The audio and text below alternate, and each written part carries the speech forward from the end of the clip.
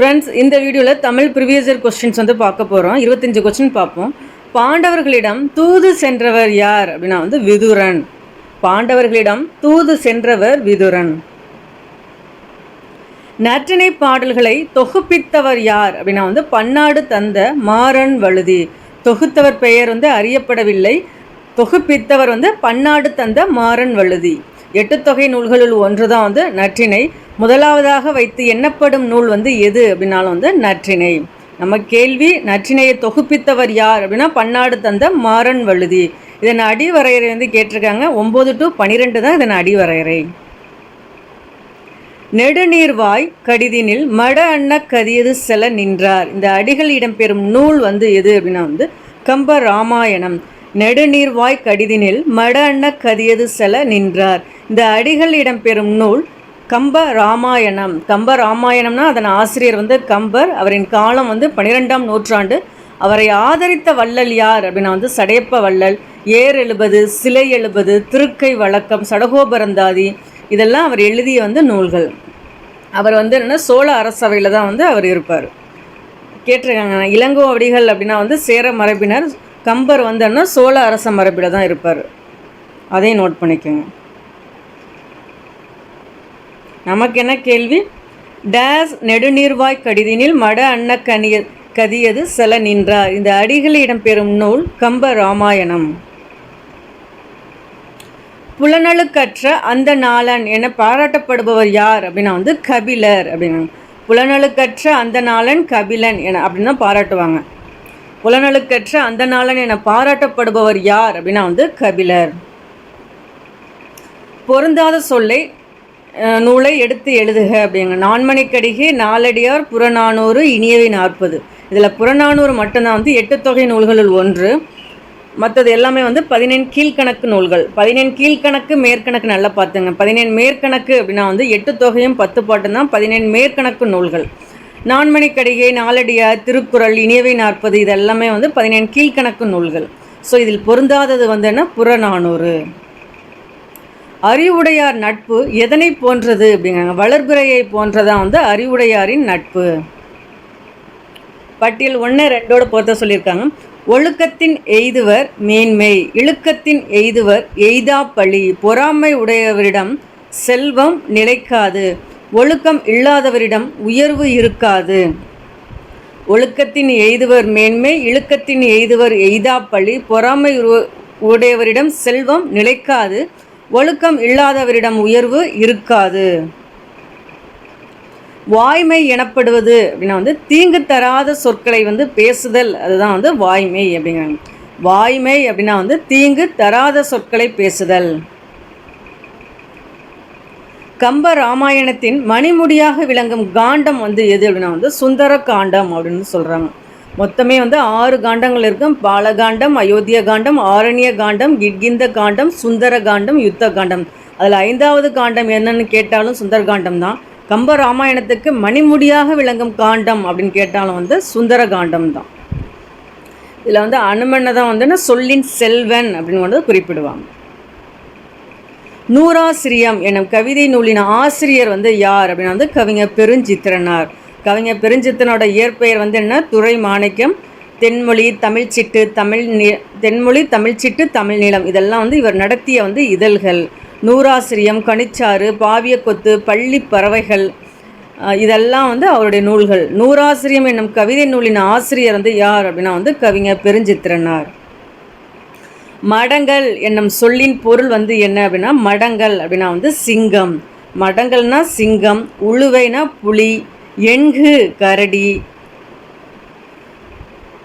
நமக்கு இதில் மடங்கள் கொடுத்துருக்காங்க. மடங்கள் அப்படின்னா சிங்கம், உழுவை புலி, பரினா குதிரை. இதெல்லாம் நல்லா பார்த்து வச்சுங்க, கேட்பாங்க. அகநானூற்றில் கடைசி 100 பாடல்கள் அடங்கிய பகுதி அப்படின்னா நித்திலக்கோவை அப்படிங்கிறாங்க. அகநானூறுனாவே 3 பிரிவுகளை உடையது. களிற்றி யானை நிறை, மணிமடை பவளம், நித்திலக்கோவை. அதில் களிற்றி யானை நிறை 120 பாடல்களை கொண்டது. மணிமடை பவளம் 180 பாடல்களை கொண்டது. நித்திலக்கோவை 100 பாடல்களை கொண்டதான் நித்திலக்கோவை. அகநானூருக்கு நெடுந்தொகை அப்படிங்கிற சிறப்பு பெயரம் உண்டு.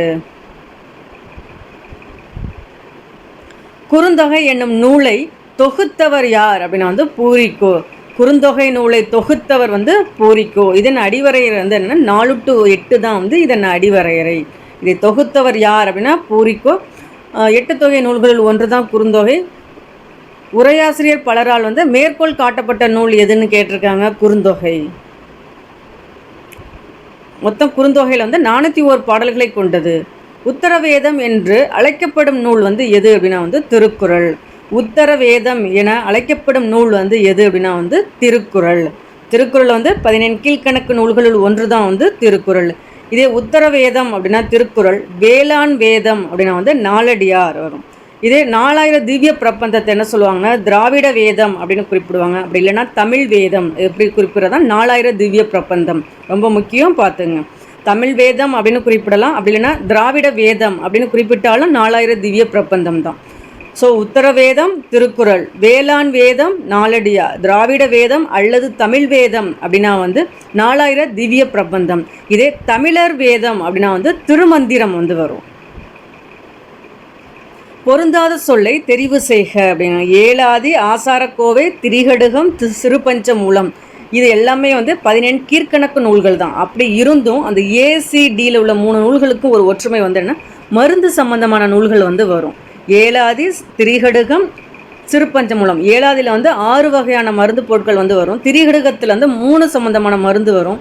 சிறுபஞ்ச மூலத்தில் வந்து 5 மூலிகைக்கான வேர்கள் வந்து வரும். ஸோ இது வந்து ஒரு மருத்துவம் சம்பந்தமான நூல் வந்து சொல்லுவாங்க. ஆசாரக்கோவை மட்டும்தான் இதில் பொருந்தாதது. திரைக்கவி திலகம் என சிறப்புக்குரியவர் யார் அப்படின்னா வந்து திரைக்கவி திலகம் அப்படின்னா வந்து மருதகாசி அப்படின்னா.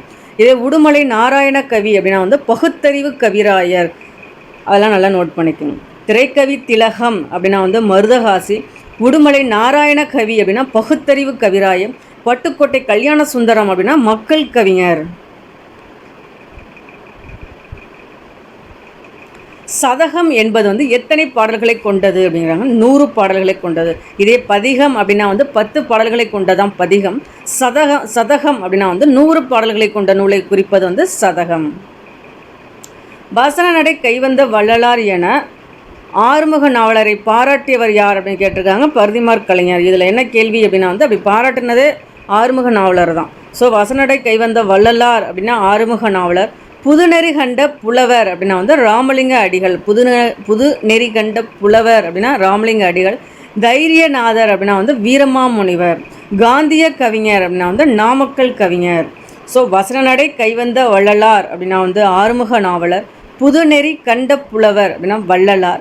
தைரியநாதர் அப்படின்னா வீரமாமுனிவர். காந்திய கவிஞர் நாமக்கல் கவிஞர். உவே சாமிநாத ஐயரின் ஆசிரியர் பெயர் என்ன அப்படின்னா வந்து மகாவித்வான் மீனாட்சி சுந்தரனார் தான். ஸோ உவேசா அவர்களே தமிழ் தாத்தா அப்படின்னு வந்து குறிப்பிடுவாங்க. அவரோட ஆசிரியர் வந்து மகாவித்வான் மீனாட்சி சுந்தரனார்.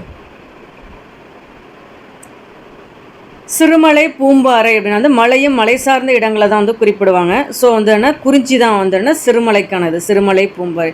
காடும் சார்ந்த இடம் தான் முல்லை. ஸோ ஆற்காடு பனையபுரம்லாம் முல்லை நில ஊர்கள். ஆத்தூர் கடம்பூர் அப்படின்னா மருத நில ஊர்கள். கீழக்கரை நீலாங்கரையெல்லாம் நெய்தல் நில ஊர்கள். திரைக்கடல் ஓடியும் திரவியம் தேடு இது யாருக்குரிய கூற்று அப்படின்னா வந்து ஔவையார் அவர்கள் தான். திரைக்கடல் ஓடியும் திரவியம் தேடு என்பது வந்து ஔவையாரின் கூற்று. இறந்தும் இரவாது வாழும் தமிழ் மாணவர் அவர் தமிழ் உள்ளங்களில் இன்றும் வாழ்கின்றார் என்றும் வாழ்வார் அப்படின்னா G.U. போப் அவர்கள் தான். இறந்தும் இரவாது வாழும் தமிழ் மாணவர் அவர் தமிழ் உள்ளங்களில் இன்றும் வாழ்கின்றார் என்றும் வாழ்வார். இது யார் அப்படின்னா வந்து G.U. போப். G.U. போப் வந்து செந்தமிழ் செம்மல் அப்படின்னு கூட சொல்லுவாங்க. திருக்குறள் திருவாசகத்தெல்லாம் ஆங்கிலத்தில் வந்து மொழிபெயர்த்திருப்பாங்க. தமிழ் நூலக தந்தை என போற்றப்படுபவர் யார் அப்படின்னா சீர அரங்கநாதன். இது ஒரு ரிப்பீட்டடான கொஸ்டின் பார்த்துங்க. நூலக விதிகளை உருவாக்கியவர், நூலகத்தின் தந்தை என போற்றப்படுபவர் யார் அப்படின்னா அடிக்கடி கேட்டிருக்காங்க. இந்திய நூலக தந்தை என போற்றப்படுபவர் சீர அரங்கநாதன். வினையே ஆடவர்க்கு உயிர் என கூறும் நூல் வந்து எது அப்படின்னா வந்து குறுந்தொகை அப்படின்னு. ஸோ இப்போ தான் நம்ம பார்த்தோம் வினையே ஆடவர்க்குயிர் என கூறும் நூல் வந்து எதுனா குறுந்தொகை. அது தொகுத்தவர் பூரிக்கோ. எத்தனை பாடல்களை கொண்டது? 401 பாடல்களை கொண்டது. அதன் அடிவரையறை 4 to 8. மனம் ஒத்த நட்புக்கு வஞ்சகம் செய்யாதே, இது கூற்று யாருடையது அப்படின்னா வள்ளலார் அவர்கள். ராமலிங்க அடிகளார் தான் வந்து வள்ளலார் அப்படின்னு வந்து சொல்லுவாங்க.